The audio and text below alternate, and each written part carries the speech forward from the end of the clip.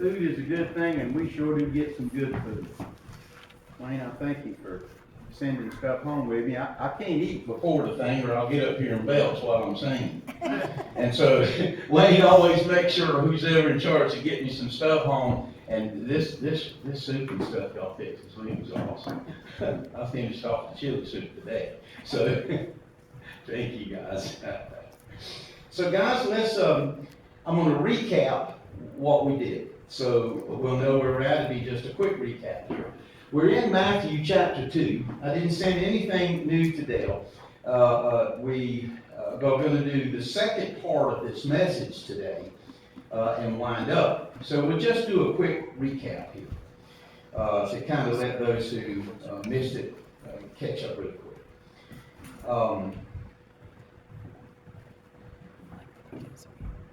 The Magi were the group of king makers that came for the coronation for Jesus. People think that the Magi, and I talked about this a little bit, a lot of our understanding and stuff comes from Christmas cards. We buy Christmas cards, we send them out. You've got the shepherds on there, you've got the manger setting on there, you've got the authority, and it helps people to understand. But those things are not necessarily exactly how they went down. There was a group that was a tribe, a spiritual tribe called Magi. Those Magi they're ancient. They've been around for centuries and centuries. They knew nothing of the coming of Christ. All they understood, and they were Gentiles, they were not of the Jewish faith. They were Gentiles, and their job in Medo-Persia, can we get the map up real quick, Dale? Thank you, brother. The Medo-Persians in the Far East. You have the map we had last week? Yeah. And were the powerhouses in the East. Let's see, my little clicker. If over here on the far right, I forgot to get my clicker from you, Dale. Over here on the far right, you'll see Parthia, Mesopotamia, different areas. There you go. Different areas in this spot. That's the Middle East. The Far East, of course, is China and thereabouts on further. This is the area of the Middle East, right in here. And it's huge. It's massive. Most of this right here was during the Babylonian age with Nebuchadnezzar. On this side, over here, is Rome and all of its lands, which is massive, huge. They're the reigning power in the West. So the Medo-Persians, the Parthians are all in the East. They're the major power for the known world. The West is the Roman. Thank you, Dale. Here in the middle, you see this little area called buffer zone in here. That's Jerusalem, Bethlehem, Israel, Nazareth. That is what I term the Middle East today. When we talk about the Middle East, we got Iran and Persia and all those places now. So this little area right in here is where the Magi saw the star in the east. They were over here. They were way over here in the Parthian Empire. So they saw this star. Now they had no clue what that star would have meant without the fact that Daniel had been taken into captivity by the Babylonians, the Parthian Empire, the Babylonians, and removed from here and taken into captivity for 70 years. You remember the story of Daniel, Shadrach, Meshach, and Abednego? Nebuchadnezzar raided them from here, went into the midst. His ultimate goal was to go to Rome. He wanted to get Rome out of the way and take care of everything so the Medo-Persians would run everything, including the Roman Empire. But the Roman Empire was powerful. So they needed somebody right here in this middle spot, because when these two armies fought, which they did 3 times in about an 18-year period, to them it was a world war. Right in here is where Herod the Great was deemed king of the Jews.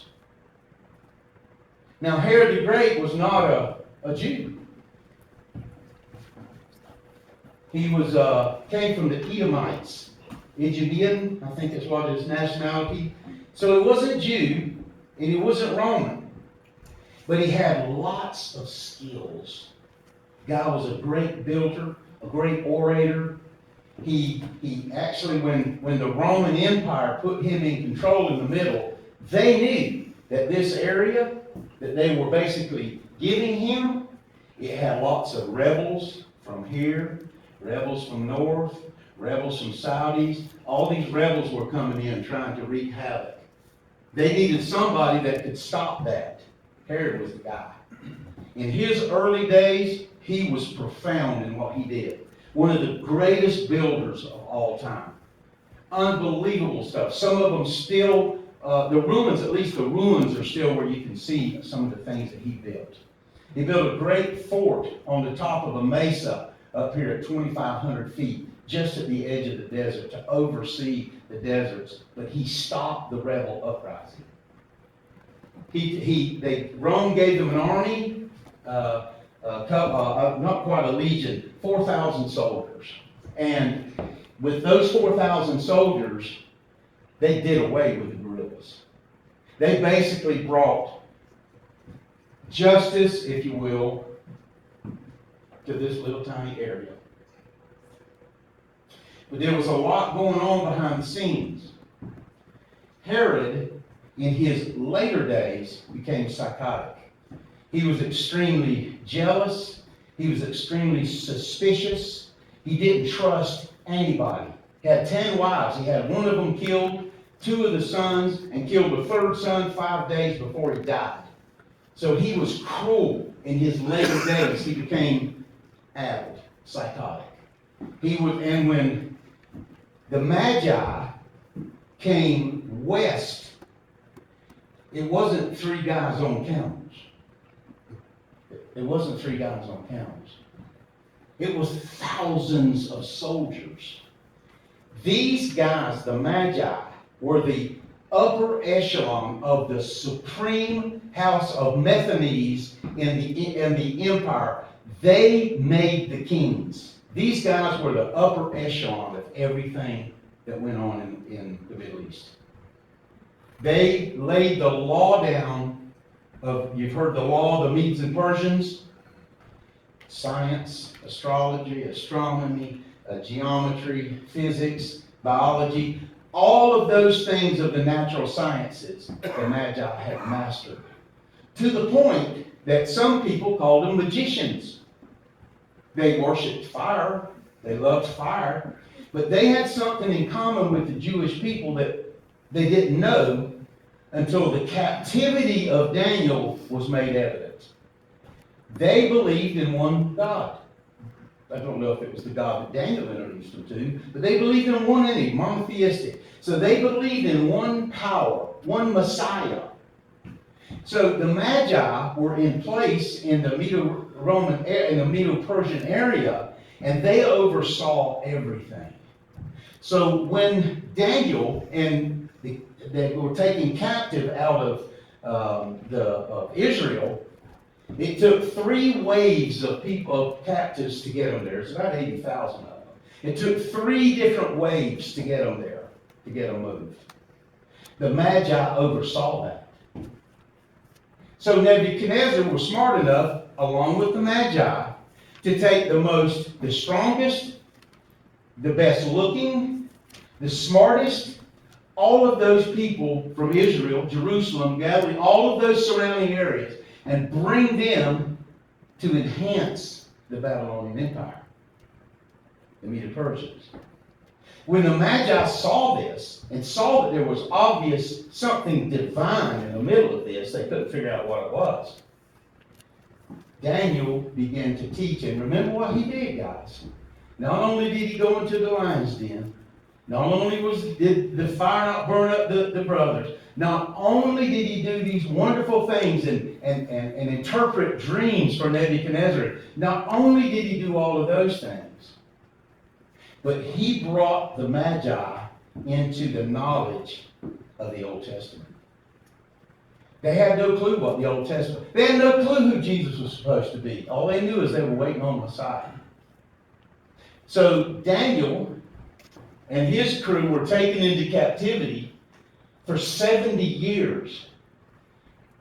And it was to give the Old Testament to the Magi. It was so the Magi that were so powerful in the Middle East understood who the true Messiah was. They became the royal king makers. Without the Magi, a king couldn't be, coronation couldn't take place. They were to identify, make sure that this was truly the king, and then go and have a coronation as a king. So, when they showed up in Jerusalem at Herod's palace, there were thousands of them. They came in force. He had some historians say that there was an army that followed them that peaked 5,000. So now you can imagine Herod, he's half crazy. If only 3 Magi would have shown up on camels, I can't imagine he'd have gave them much audience.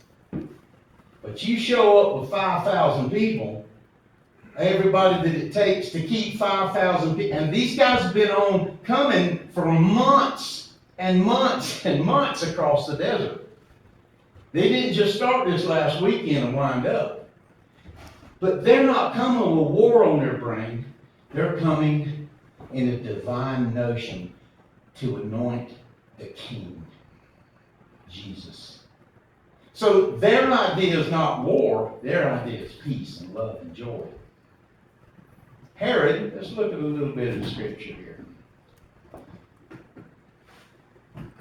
2 and verse 1 says, Now after Jesus was born in Bethlehem, this is Matthew 2 verse 1. Now after Jesus was born in Bethlehem of Judea, in the days of Herod the king, Magi from the east arrived in Jerusalem. Where is he who has been born King of the Jews? For we saw, listen now, his star. We saw his star in the east. His star is the Shekinah glory. That is what we will see at his second coming. He talks about it in Matthew, in Revelation, in Isaiah, I think. This is not an ordinary star that we're seeing. This is similar to the cloud and the pillar of fire that Moses followed when he came out of Egypt with the slaves. Same type of thing. This is the Shekinah glory of God that overpowers everything. No matter what, when you see this, it's the power of Christ, the Shekinah glory. His star. So when Herod the king heard this, number 3, he was troubled, and all Jerusalem with him. Here's why. Here's a guy, he died about a year after all this took place. He was in bad, poor condition, poor shape. Everybody hated him. The reason it says Jerusalem had trouble is because when he got threatened, he started killing people. He just round people up and killed them. He's trying to get rid of this group right now during this period of time. They're called Hasmoneans. Anyhow, they're a part of a religious sect there that believes in the Messiah. But they're stirring the water a little bit, and he wants to have all of them killed. Not just a few of them, and there's hundreds of them. He's jealous, he's suspicious, he feels like, even his sons, he killed all 3 of them. And a wife, and a brother-in-law. He invited his brother-in-law down because golly. Anyhow, he invited his brother-in-law for a swim in the Nile and drowned him. This guy here was on the edge. He was losing it. So when he sees thousands of soldiers show up out there with all of their pomp, these guys come in the big tall hats and the long robes, and they don't ride camels, they ride horses, but so there's no camels. It's all that. Can you imagine 5,000 on these big white Persian horses coming up? Man, he ain't just troubled a little bit, he's scared to death. Because remember, he is King of the Jews. Rome gave him the title. He is the king of the Jews. He's the guy that keeps down all the revolts in the middle. He collects the taxes. He's like their minion. We got a couple of those right now in office, don't we? He's like those little minions, you know. That's all he is. But he can't deny. Why didn't he just say, well, I'm the king of the Jews? Why didn't he just step up? If there'd have been 3, he might have, right? But not 5,000 or 6,000. Whoa, who you hunting? You'd think he would have owned it. Romans gave you that, and I deserve it. Look at all the buildings up. Look at all the stuff up there. But no, sir, this guy's in fear. He's in fear. All of his armies are out putting down other revolts. Rome, right now, Tiberius has retired. So they do not have a general of their army. So they're vulnerable. And I can't help but think that these guys must know it. This army must know that they're vulnerable. But this is not time for a fight. This is the time to anoint a new king. And they make it known. Number 4, gathering together all the chief priests and scribes of the people, he inquired of them where the Messiah was to be born. And they said to him in Bethlehem. Now, he's asking his chief priest, all of the guys that he leans on, where is he going to be born? Every Jew knew where he was going to be born. Everybody knew, because it's in the scriptures. It's Micah 5:2 and some other places. But Herod did not know. He did not have a clue that it was 5.5 miles away. So he wants to talk to these guys. Let's jump down to 7. Then Herod secretly called the Magi and determined from them the exact time that the star appeared. And he sent them to Bethlehem and said, go and search carefully for the child, and when you have found him, report to me, so that I too may come and worship him. Now we know it's easier to kill one child than to fight a whole army.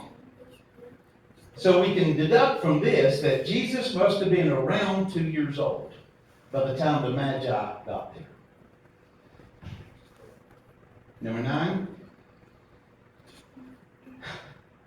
After hearing the king, they went their way, and the star which they had seen in the east went on before them until it came and stood over the place where the child was.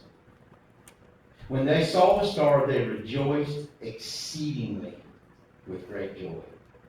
After coming into the house, so it not at the manger, Jesus is probably around 2 years old. Mary and Joseph was moved to a house. They got themselves in position in the community. Joseph owns a contractor business. He's not just a carpenter. So they're prominent in what they do.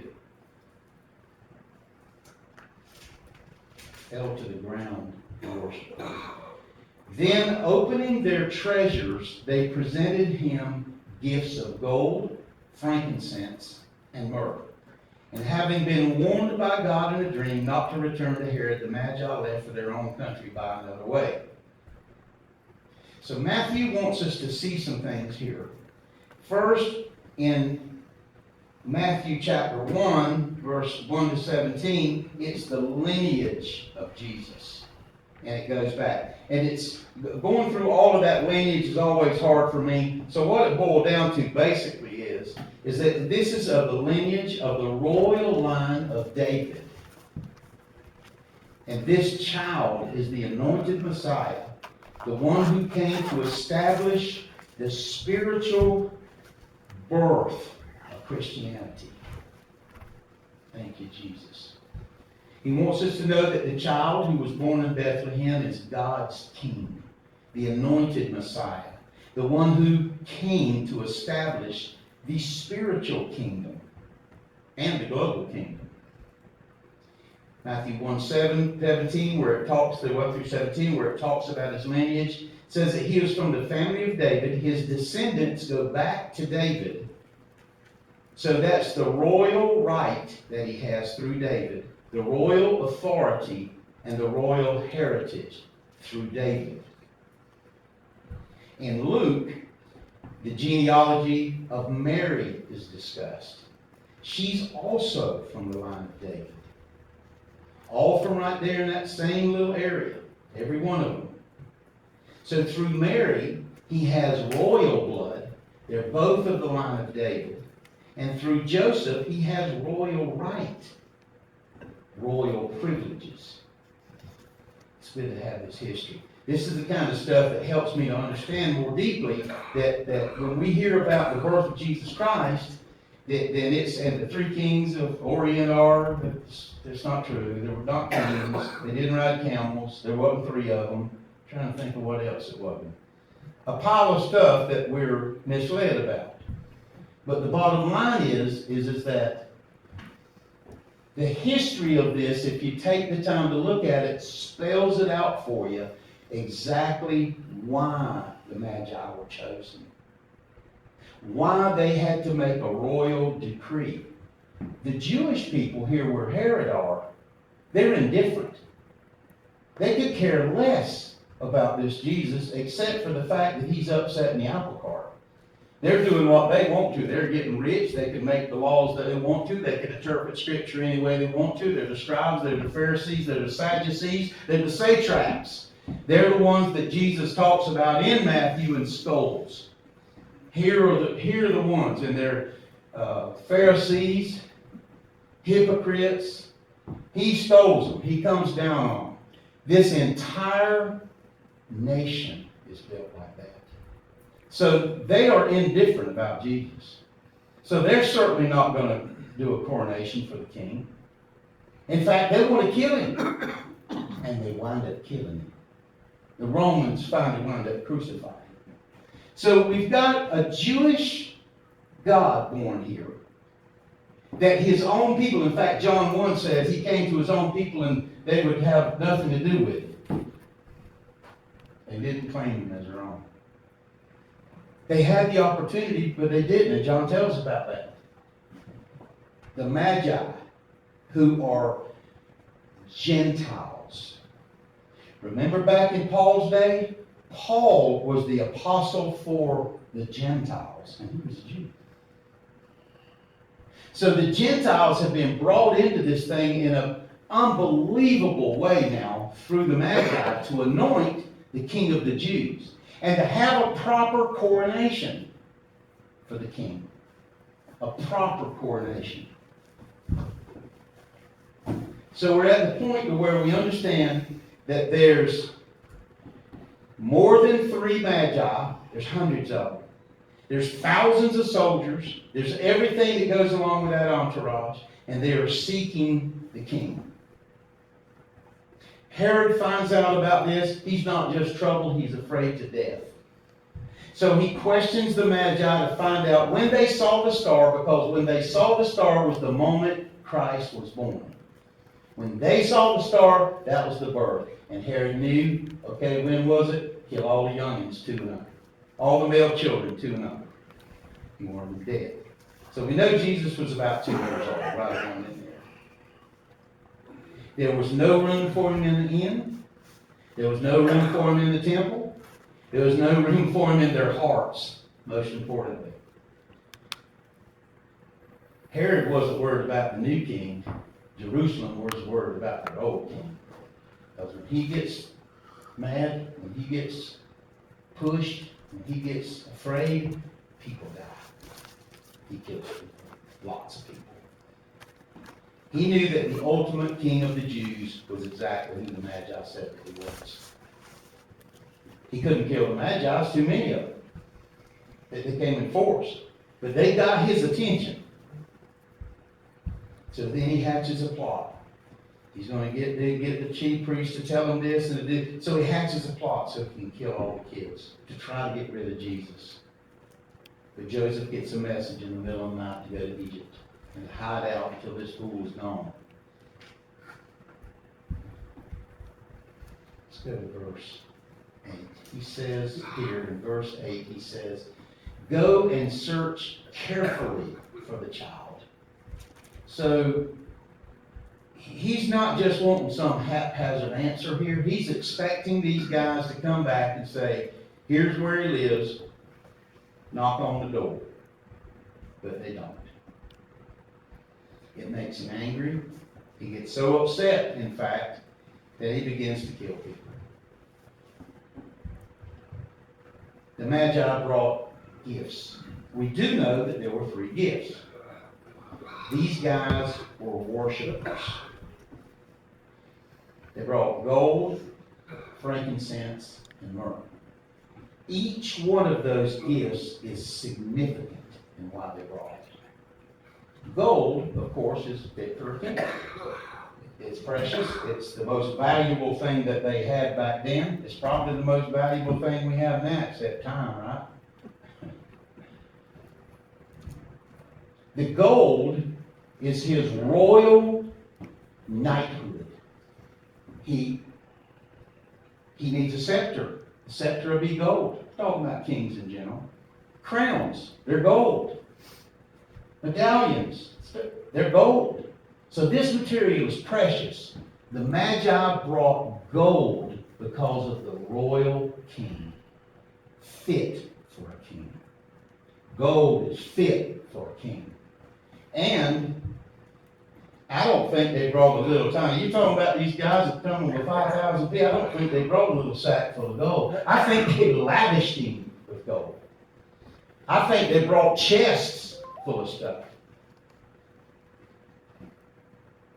The fact that people may think Jesus was poor, Jesus wasn't poor. Neither was Mary, neither was Joseph. But they were good stewards of what they had. He took some of the money he got around and started a construction business.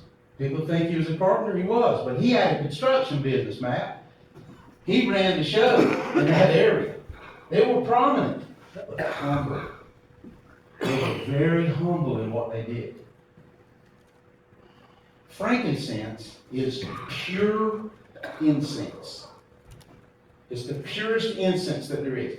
There's a tree over in South Africa and in this area still to this day that they tap it and they get this white liquid out of it, kind of like the rubber trees or pine trees down south. You know, they hatch them and get the gum. They brought this out of it. Frankincense was a pure incense.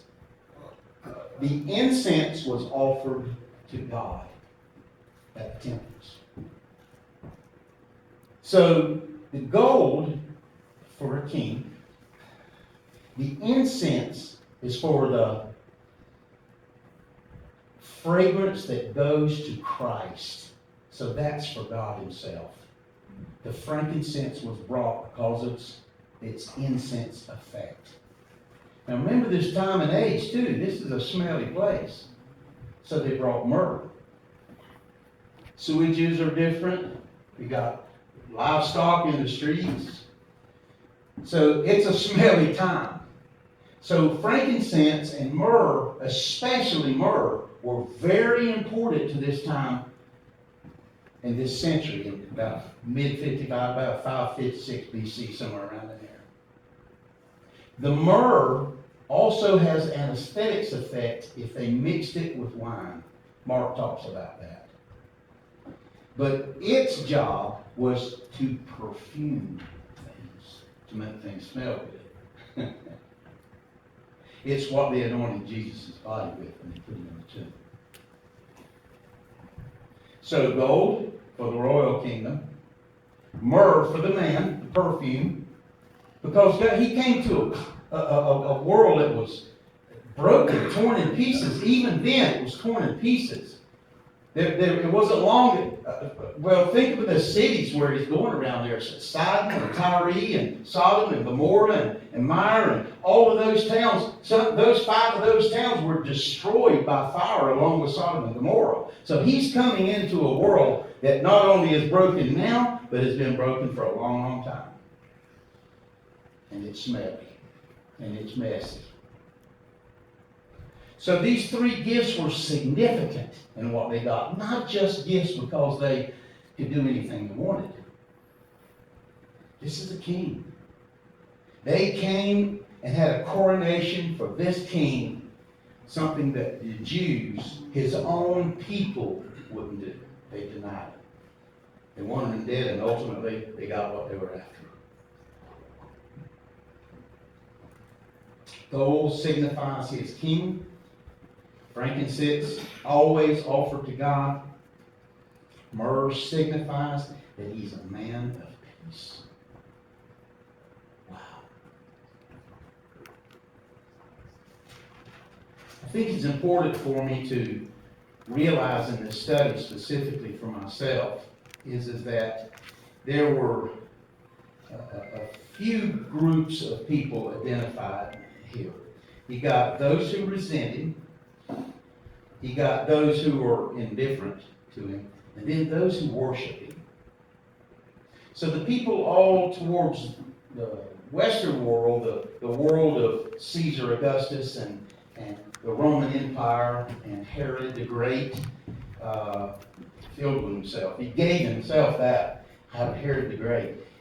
What we're seeing is that the very people that John talks about that should have welcomed the Messiah, that should have brought him in, charged to kill him, thank you, brother, charged to kill him from the time he was born. All of his life to try to kill him. But I think it's interesting to recognize that it's the Gentiles who were there at the coronation. The Gentiles who made it possible for them to go to Egypt, to have the money to do the things they needed, to be royally coronated in such a way that showed the world, the known world, Herod was not the king of the Jews, but that there was a real king. So if we look at this in a whole, there's a part of this that makes me think about how Herod's little small kingdom in there, they gave him the spot where the wars fought. That's where the wars are fought, right there in the middle. So he's in a kind of what they call it, a buffer zone or something like that. Yeah, it's just kind of supposed to be a buffer zone. But it's where both of the armies meet when they fight. It's the first ground that they have to take right here in Jerusalem. So let's understand that Jesus is born a king, and the king makers come to anoint him the true king of the Jews. But it wasn't in some feeble little three guys that come in there with their cone hats on and their dresses, and it wasn't none of that. It was an army. It was an army that came. This is the Jesus, guys, that we talk about. This is the Jesus that we follow. This is the Jesus that we know turned water into wine, raised the dead. This is the Jesus that the Gentiles of the nation in early times anointed. They made it sure back in them days, if you remember, Paul had some struggles with separating the Jews from the Gentiles. Paul was previously Saul, and everything changed with him. And so we're at a spot here to where everything that is about to happen with the apostles stems on what happens here. If Herod could have got to him and killed him, what would have happened? What you got, Mike? The Magi came and they set the atmosphere for Christ's whole life. Yeah. Because from that on, they set the standard for him when his ministry actually took off 28 years later. Yeah, absolutely. And you see, we have to have, those things have to go before us. And we're talking about a time that's turbulent. Man, there's fights and wars, and Herod's losing his mind, killing people. This is a very turbulent time. So the Magi, that after Daniel got involved, isn't that amazing? That the captivity of all of the Jewish people out of Jerusalem and taken into Babylon, that God placed them there through the fact of captivity to orient the Magi and the whole Medo-Persian, Nebuchadnezzar too. He finally come to his senses after 7 years in the wilderness. Finally. But I think it's amazing that God knows so far in advance about stuff, how to set stage. 70 years? And everybody thought it was terrible, but it was for the king. It's to coronate the king. It was to anoint the king. It was to bring Jesus in. All of those battles. The southern kingdom was taken. The northern kingdom was taken. Nebuchadnezzar wasn't no joke. And them guys were tough.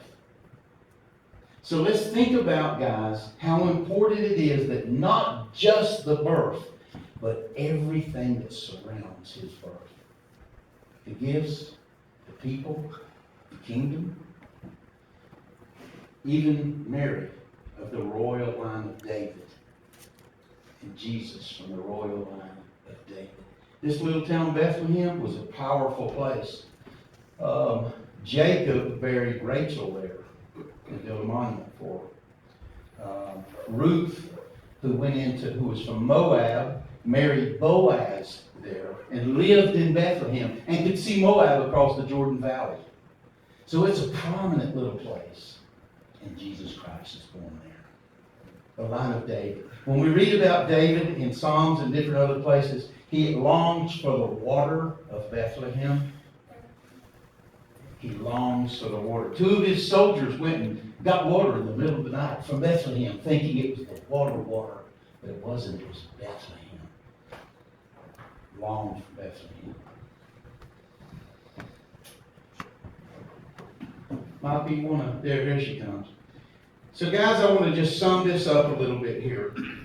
The people who resented him, the people who were indifferent to him, were the Jewish faith. The people who worshipped him came with all of their pomp and circumstance to anoint the King, King Jesus. So think, guys, about this particular birth, how that changed the world, and how he was protected even before he was born by a group that is so powerful that no one would challenge him. And they didn't come to meet 3 guys. They came serious. Where is Jesus? These are some of the things, guys, that I started learning through this study here that I didn't know. I knew some, but I didn't know about the gift. Why was this gift chosen? Where did they come from? How long did it take them to get there? What was their significance? The Magi were the kingmakers. And they were looking for a king. They had recently deposed the king in Babylon. Chad's have something. So they were hunting a king. They're actively looking for a king. When Daniel's revelation, they go, this is the Messiah Daniel's been teaching us about. And remember, Daniel wasn't the only prophet there either. Wayne, it was Ezekiel was there, I think Jeremiah was there, Daniel was there. There were some serious prophets in there, all part of the Magi. All part of the Magi. Because it was the law of the Medes and Persians to learn the law of the Magi. So they taught each other. And we know